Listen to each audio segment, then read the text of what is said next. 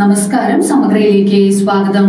പുരോഗമന കലാസാഹിത്യ സംഘം പാനൂർ മേഖലാ കമ്മിറ്റിയുടെ നേതൃത്വത്തിൽ ചൊക്ലി ഇ.കെ. നായനാർ സ്മാരക ഹാളിൽ സാംസ്കാരിക പാഠശാല സംഘടിപ്പിച്ചു.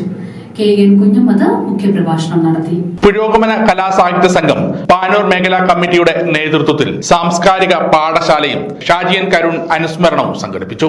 പുരോഗമന കലാസാഹിത്യ സംഘം സംസ്ഥാന സെക്രട്ടറി കെ.എൻ. കുഞ്ഞമ്മദ് ഉദ്ഘാടനം ചെയ്തു.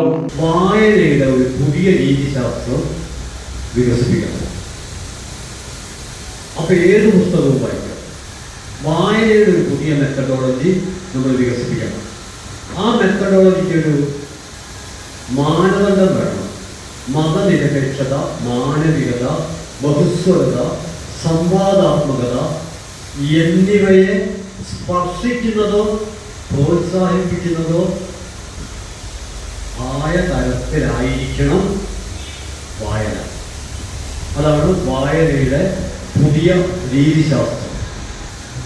ലഹരി പദാർത്ഥങ്ങൾ ഉപയോഗിക്കരുത്. നമ്മളൊരു പഴയ പരസ്യം പൂപ്പനെഴുത വായനയില്ല. ഇപ്പം കേരളത്തിന്റെ പുതിയ പരസ്യം രാസലഹരിക്കില്ല. ഗുരു അന്ന് പറഞ്ഞത് ലഹരി പദാർത്ഥങ്ങൾ ഉപയോഗിക്കരുത്. Library council Thalassery taluk secretary Pavithran Mokeri അധ്യക്ഷത വഹിച്ചു. ചലച്ചിത്ര അക്കാദമി അംഗം പ്രദീപ് ചൊക്ലി ഷാജിയൻ അനുസ്മരണ പ്രഭാഷണം നടത്തി. TM. Dineshan, ET. Beena, PK. Mohanan, K. Pradeepan എന്നിവർ സംസാരിച്ചു.